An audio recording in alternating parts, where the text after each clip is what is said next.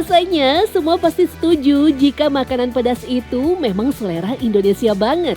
Dari sekedar menjadi bumbu ataupun sambal sebagai pelengkap, rasanya tak lengkap jika menikmati makanan tanpa kehadiran cabai di dalamnya. Meski harga cabai dalam 2 bulan terakhir terus naik, komoditas ini tak pernah sepi pembeli. Berdasar data terkini harga cabai di sejumlah pasar di Indonesia, cabai merah keriting dari harga normal Rp30.000 kini menyentuh angka Rp90.000 per kilonya. Sedangkan cabai rawit merah yang biasanya dijual Rp45.000 per kilo, kini meroket tajam menyentuh harga Rp130 hingga Rp150.000.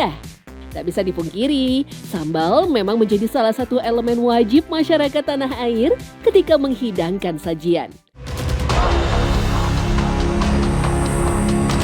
Namun sayangnya, kegemaran masyarakat Indonesia mengkonsumsi cabai ini dimanfaatkan oleh oknum tak bertanggung jawab untuk mengeruk keuntungan di tengah mahalnya harga cabai.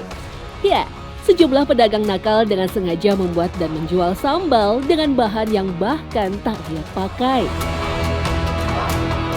Wah, aku suka banget sambal, Kak. Pokoknya setiap makanan selalu pakai sambal. Dan kalau ada yang kayak gitu sih aku bahaya banget ya, kayak jadi wanti-wanti kalau mau makan sambal gitu. Bahaya kan Kak kalau masuk ke tubuh. Aduh, kalau mendengar adanya sambal busuk kayak gitu sih sangat meresahkan banget. Apalagi kan mayoritas orang Indonesia kan pasti kan suka pedas kan ya. Jadi kalau menurut saya sih sangat meresahkan banget sih.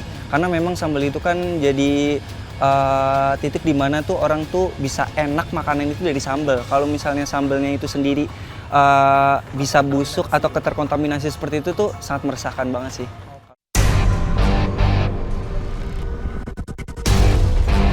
Dari pengamatan kami, di pasaran memang banyak beredar sambal jadi yang tak banyak orang tahu proses pembuatannya. Berbekal informasi yang sedikit, kami pun mencoba menelusuri siapa saja oknum yang melakukan kecurangan tersebut. Kami pun bertemu Denny, salah seorang pedagang sambal kemasan yang mau berbagi pengalamannya menjual sambal dari bahan busuk tersebut. Selama 3 tahun terakhir, Denny bahkan rutin membuat dan menjual sambal busuk tersebut. Alasannya tentu tak lain dan tak bukan keuntungan yang melimpah. Pasalnya Denny kadang bahkan tak perlu membeli bahan-bahan busuk tersebut. Ya, pengen modal murah gitu. Ya ada yang beli, ada yang gratis juga, suka dikasih gitu.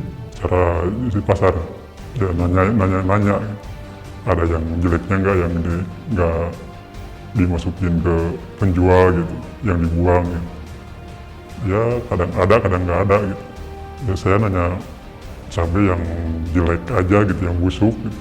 Oh kalau yang busuk mah udah gratis aja, udah enggak layak dipakai.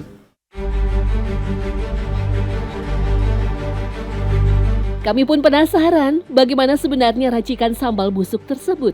Denny menyebut setelah mendapatkan bahan utama berupa cabai dan tomat sisa, dia pun menambahkan buah-buahan seperti pepaya ataupun mangga busuk yang juga dia dapatkan dengan harga murah. Ya emang resep sayanya kayak gitu, jadi supaya nambah banyak gitu. Si bahan-bahannya ditambahin ya ini tuh buah-buahan gitu. Biar banyak gitu pendapatannya. Kalau pakai buah yang segar, yang udah saya tambah gede lagi, jadi tipis gitu. Mahal, nggak ada untungnya. Bagi Denny, tak butuh waktu lama untuk meracik sambal buatannya tersebut. Semua bahan dari cabai busuk dan kering dicampur dengan buah lain, lalu digiling menjadi satu. Untuk menambahkan cita rasa, Denny juga menambahkan sedikit cabai dan tomat segar agar tekstur sambal terlihat lebih pekat. Kalau ingin pedas ya ditambahin cabai rawit hijau gitu, biar tambah pedas gitu. Nah, kalau nggak dicabai rawit hijau, takut nggak terasa pedasnya. Cabai-cabai kering di pasar juga beli ada, harganya cabai kering sekitar 15.000. Ada yang 20, tapi itu bisa berkembang banyak gitu. Ya sama gitu, pedas-pedas juga gitu. Nah itu dia kan warna supaya kelihatan bagus gitu ya kan, warnanya jadi berubah gitu. Jadi menarik gitu. Dan yang paling mengejutkan, Denny juga menambahkan 2 bahan lagi yang juga tak kalah penting. Pewarna makanan dan juga micin dengan porsi yang besar. Warna sendiri sangat diperlukan agar sambal buatannya terlihat cerah dan segar. Sementara penyedap rasa atau micin juga berfungsi untuk menetralisir rasa dan bau menyengat dari adonan sambalnya. Hasilnya, sambal giling busuk ala Denny benar-benar menyerupai sambal pada umumnya. Bahkan nyaris tak bisa dibedakan, baik dari warna maupun rasanya. Jadi paling nanya-nanyanya gitu, dibuatnya cabai doang atau gimana. Kata saya ya campur, pakai tomat, pakai cabai merah, hijau, bisa campur bawang. Seperti sambal ya kayak di umumnya gitu. Dinawarin dulu, mau beli sambal enggak gitu. Ada sambal apa? Sambal mentah gitu. Ya tes dulu tuh, kalau kira-kira cocok ya saya ntar nanti beli. Kalau yang cocok ya mas cocok. Besok bisa dibawain gitu. Itu setengah kilo. Sederhana gitu, bisa dijangkau. Kalau sama saya puluhannya nggak ada, tapi nggak tahu juga ya secara dia tahu malu atau gimana gitu, nggak ada yang bilang gitu sama saya. Terpikat dengan harga yang murah, sambal giling buatan Denny pun menjadi pilihan yang dianggap hemat dan lebih praktis. Konsumen pun terperangkap dalam tipu daya cungkring. Sambal abal-abal buatannya laris manis terjual. Satu bungkus 12.000, modalnya ya kurang dari 50.000. Kalau dapat 10 ya 120.000, ya sekitar 70.000 ada. Makanya seperti ya kita ke warung-warung gitu, ke tukang dagang juga ada gitu.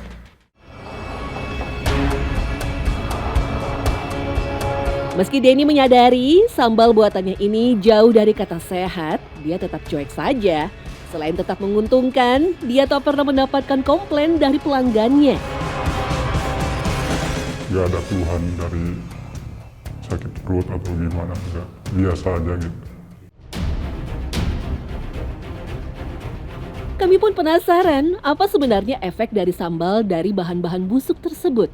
Pasalnya, jangan sampai makanan yang seharusnya menjadi nutrisi kesehatan tubuh justru menjadi racun berbahaya jika kita salah memilihnya. Nah, tapi permasalahannya adalah ketika bahan makanan yang dipakai itu udah busuk, udah nggak bagus kualitasnya, kita sama-sama tahu itu kan kualitasnya pasti udah bisa dikatakan itu jelek.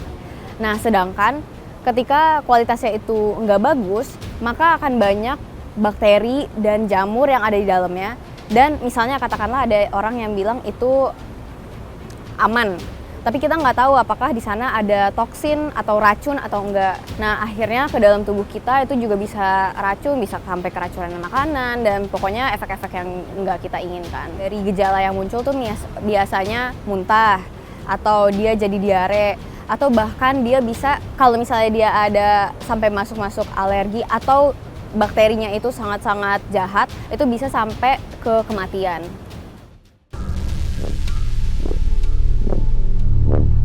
Konsumen perlu berhati-hati, apalagi ketika memilih bumbu-bumbu basah yang rentan disalahgunakan. Ada beberapa tips yang bisa kita lakukan untuk mengenali sambal yang berasal dari bahan busuk. Biasanya yang paling umum itu dilihat dari teksturnya. Kalau teksturnya itu masih ada bulir-bulirnya, nah itu artinya bisa cenderung masih fresh. Sedangkan kalau misalnya udah cair, terlalu banyak air dan lain-lain, itu biasanya lebih mudah untuk dikelabui gitu. Terus kalau untuk warna, kalau terlalu ngejreng banget juga itu agak dipertanyakan, tapi masih make sense lah. Misalnya warnanya itu masih cukup oke. Kayak gitu. Terus kalau untuk aroma dan rasa itu biasanya lebih ke asam dan nggak enak. Pokoknya kita pasti udah bisa ngerasain kalau udah kurang enak mendingan nggak usah dimakan. Baiknya sih sebetulnya karena kita bisa mengatur sendiri, jadi ya bisa coba masak sendiri meskipun harganya lebih mahal.